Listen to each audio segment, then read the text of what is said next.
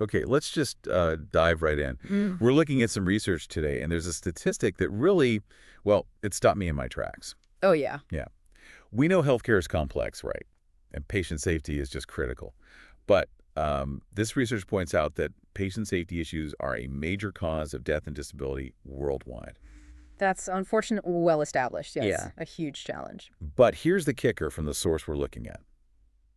The risk of harm during clinical care is maybe 1 in 300. 1 in 300? Wow. Now, compare that to flying, aviation safety.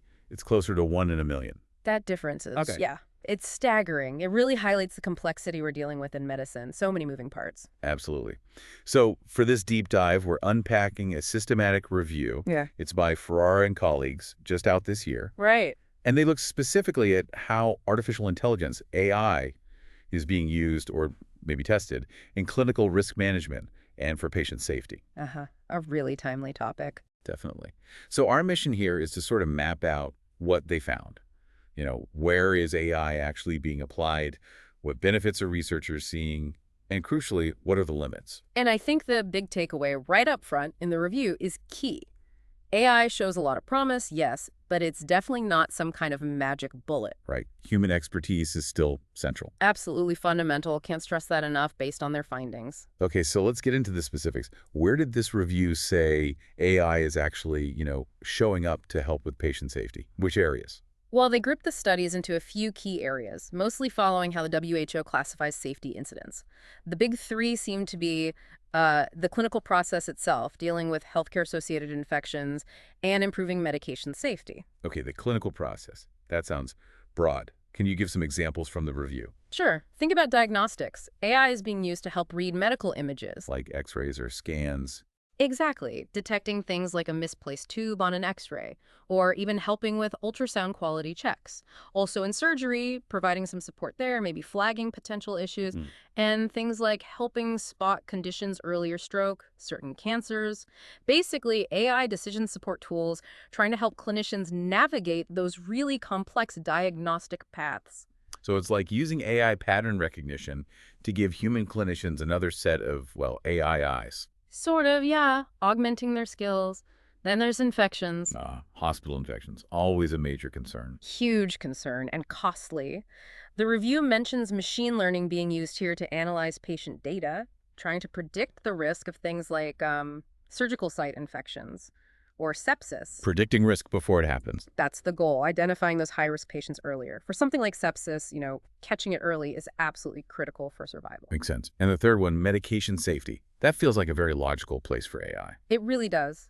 Adverse drug events are unfortunately common and can be really harmful. So much data involved. Drug names, doses, interactions. Precisely. And AI is being used in some pretty clever ways, like using deep learning on images to stop look-alike drug mix-ups. Oh, interesting. Yeah, or generating alerts through decision support systems, flagging duplicate prescriptions, dangerous interactions, even analyzing free text notes in patient records. The doctor's notes. Right. Trying to understand why a drug was prescribed, or maybe spotting signs of an adverse event that might be kind of buried in the text.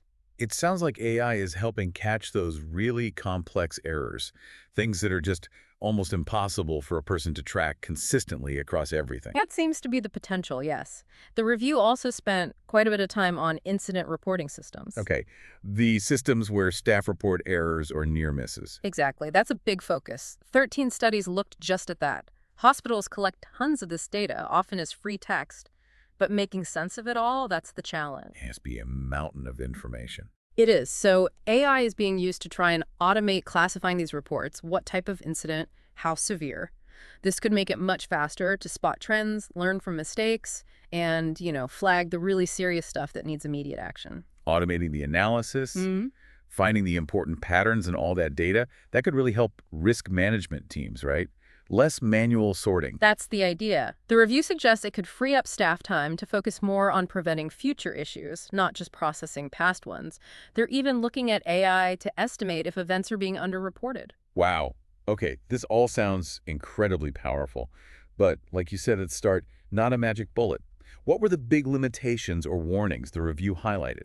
This is really important. The review states very clearly, AI needs human supervision. It cannot just replace human skills. Human oversight is essential. Absolutely. And a major technical issue they pointed out is dataset shift. Dataset shift. Yeah, basically, an AI trained on one type of data might perform really poorly or just not work well if you give it data that looks significantly different. Maybe data from a different hospital or a new patient population. Ah, so the AI might miss things it hasn't explicitly seen before. Clinical judgment is still needed for context for those unusual cases. Spot on. And another key point. AI might help manage the risks we already know about, but it can also sometimes introduce new risks. How so? Well, for example, those AI alerts, if they generate too many false positives flagging things that aren't actually problems, staff can get alert fatigue. Right. They start ignoring the alerts because too many are wrong. Exactly. Which could ironically increase stress and maybe even lead to errors. Or an AI might just fail unexpectedly in a complex situation that wasn't in its training data. So we get new tools, but we also have to manage the risks of the tools themselves. Precisely. And the accuracy, especially with that messy, unstructured text data doctor's notes with abbreviations, maybe slang often still needs a human to double-check it.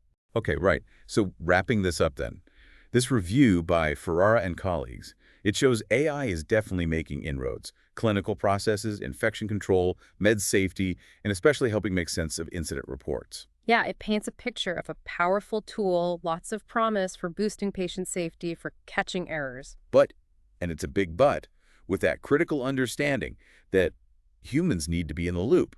AI needs oversight, it can't replace clinical expertise, and we have to watch out for the new risks it might bring, like those false alarms or performing badly on unfamiliar data. Couldn't have said it better. The human element remains absolutely key. So here's something maybe for you to ponder. If AI starts automating more of this risk spotting, flagging potential errors, maybe freeing up time for doctors, nurses, risk managers, how does that change their jobs? Good question. What does that human-AI partnership actually look like day to day? What new skills might healthcare professionals need to really leverage these tools safely and effectively for patient safety? It's going to be an interesting evolution to watch.